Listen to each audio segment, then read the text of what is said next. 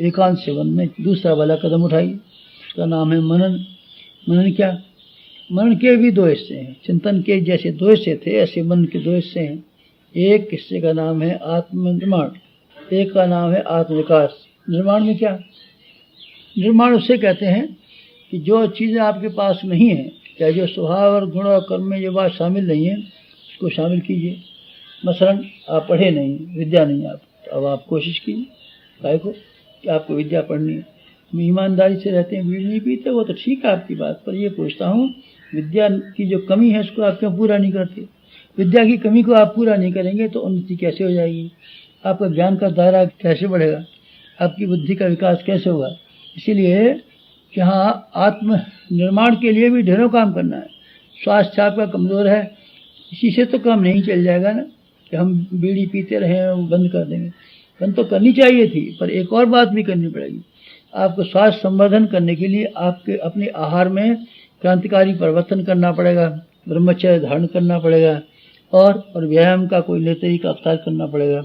ये जो नए तरीके अख्तियार करना है, इसके लिए प्रगति के लिए ये सब आत्मनिर्माण में आते हैं। कमी को पूरा करना है, कमी को सुधारना ही तक सीमित नहीं है, कमी को पूरा भी तो कीजिए।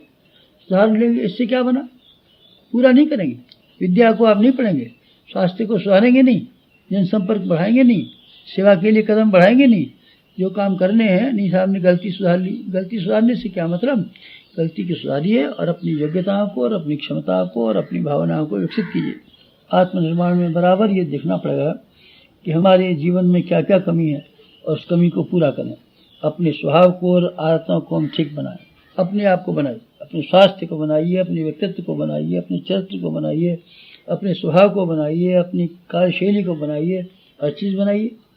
और इस बनाने के अलावा एक और भी ध्यान रखिए, अब अपने कुटुंब को बनाइए। निर्माण केवल अपने आप का, हम अपने आप में संत बन जाएंगे और रामायण पढ़ेंगे और हम मिठाई नहीं खाएंगे, आपका कहना तो ठीक है, पर वो भी तो आपका अंग है। आप अकेले थोड़ी हैं, आपको जो कुटुंब है वो भी आपके साथ जुड़ा हुआ है, इसलिए निर्माण उसका भी करना पड़ेगा। अगर आप उसका निर्माण नहीं कर सकते, सारे के सारे आपके घर वाले कमीने, उजड़, मूर्ख, दुष्ट बन के रहेंगे, तो आपकी शांति कैसे स्थिर रहेगी? फिर आप भजन कैसे कर लें? फिर आप अच्छी ज़िंदगी कैसे जी लें? फिर आप मीठे वचन का अभ्यास कैसे कर लें? जब हर आदमी हैरान होगा तो आपको गुस्सा क्यों नहीं आएगा? इसीलिए क्या करना चाहिए कि अपना व्यक्तिगत जीवन सुख और शांति में बनाने के लिए अपने कुटुंब और परिवार के बारे में ठीक वही नीति निर्धारित कीजिए जो अपने बारे में है। तो भी तो अपने अंग हैं, ये सबको बनाइए। क्या बना इनका एक ही बात बनाइए, इनके अंदर भलवन साथ पैदा कीजिए, चैत्र निष्ठा पैदा कीजिए, आदर्श पैदा कीजिए, सत्प्रवृत्तियाँ पैदा कीजिए। संपन्न बन जाते हैं तो, और न बन जाते हैं तो कुछ बनता बिगड़ता नहीं है।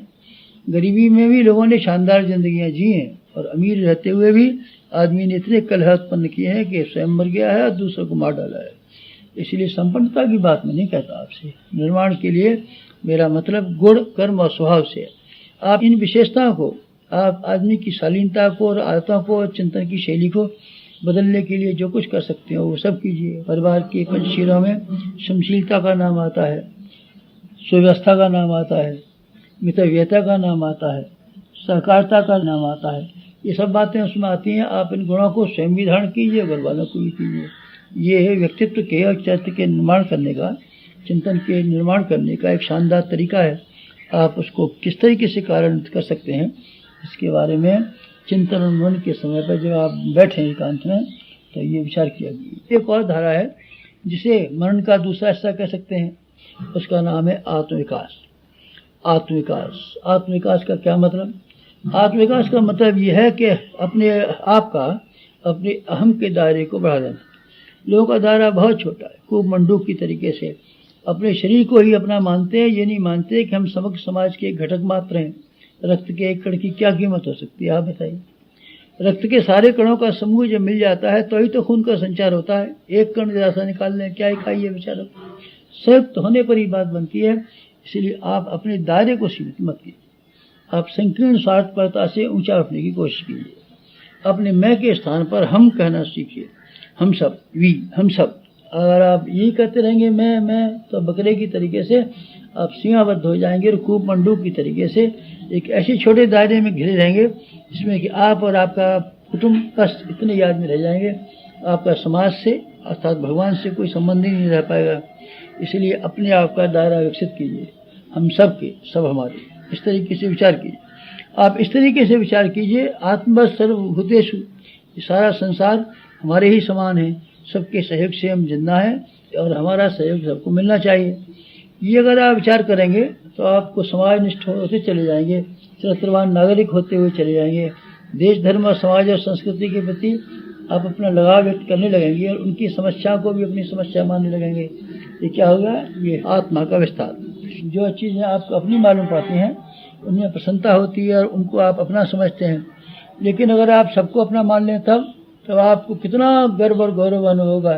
सूरज भी आपका, चाँद भी आपका, सितारे भी आपके, नदी भी आपकी, पहाड़ भी आपके, ज़मीन भी आपकी, सारे इंसान भी आपके, सारा कुटुंब भी आपका, सारा संसार आपका।